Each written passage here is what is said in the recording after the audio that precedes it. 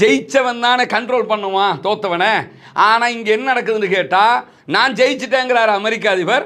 அவர் போட்டிருக்க நிபந்தனையை நீங்கள் எடுத்து பார்த்தீங்கன்னு சொன்னால் ஈரான் ஜெயிச்ச மாதிரி இருக்குது. இப்போ என்ன நிலைமைன்னு கேட்டால், நான் எப்படியாவது இந்த இடத்த விட்டு தப்பி போயிடணும், இனிமே எனக்கு இவங்களோட யுத்தம் பண்ண முடியாது என்கிற நிலைக்கு அமெரிக்க அதிபர் டொனால்ட் ட்ரம்ப் தள்ளப்பட்டுட்டாரு.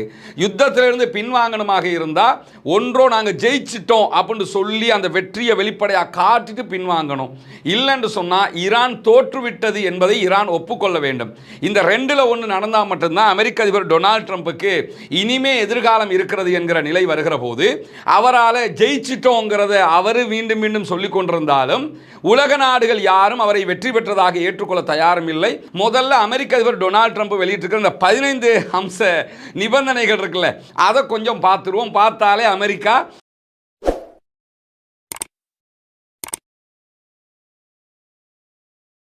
அன்பிற்கினிய சகோதர சகோதரிகளே, நம் அனைவர் மீதும் ஏக இறைவனுடைய அமைதியும் கருணையும் உண்டாகட்டுமாக என்கிற உயரிய பிரார்த்தனைகளோடு, மத்திய கிழக்கில் ஈரான் மீதான அமெரிக்க இஸ்ரேலிய தாக்குதல்களுடைய நிலை தொடர்ந்து ஒரு ஆபத்தான நிலையை எட்டியிருக்கக்கூடிய சூழலை நம்ம கணிக்க முடியும்.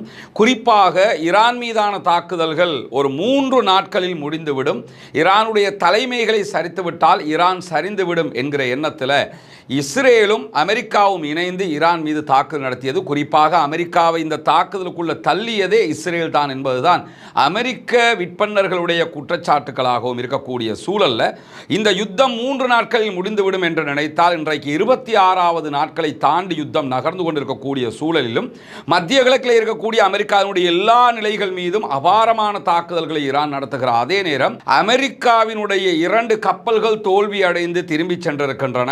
இஸ்ரேலால் தாக்குப்பிடிக்க முடியாத அளவுக்கு யுத்தம் அகோரமாக இஸ்ரேலுக்குள்ளேயே கடுமையான